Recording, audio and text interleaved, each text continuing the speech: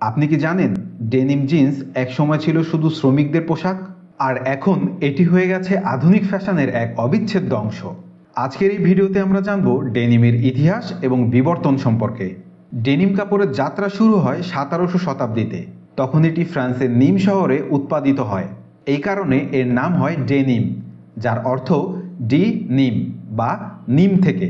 এটি ছিল এক ধরনের মজবুত এবং টেকসই কাপড়, যা মূলত শ্রমিকদের পোশাক তৈরিতে ব্যবহার করা হতো।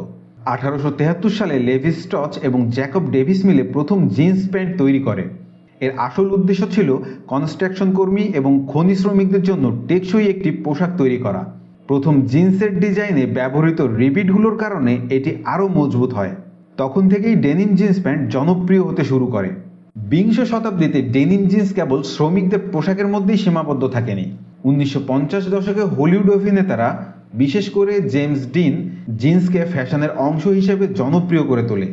এরপর থেকেই বিভিন্ন স্টাইলের ডেনিম জিন্স বাজারে চালু হয়। জিন্সের জনপ্রিয়তার মূল কারণ হচ্ছে আরাম, টেকসই প্রকৃতির এবং যে কোনো পরিস্থিতিতে মানিয়ে নেওয়ার সক্ষমতা। আর এই কারণগুলোই জিন্সকে গ্লোবাল ফ্যাশন স্টেটমেন্টে পরিণত করেছে। আর সেরা মানের ডেনিম জিন্সের জন্য ক্যাজুয়াল নিয়ে এসেছে অসাধারণ সব ডেনিমের কালেকশন।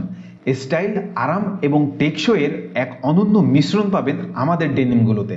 সারা বাংলাদেশে আমরা দিচ্ছি ক্যাশ অন ডেলিভারির সুবিধা, এবং আপনার জন্য কোনো প্রকার অগ্রিম পেমেন্টের ঝামেলা নেই।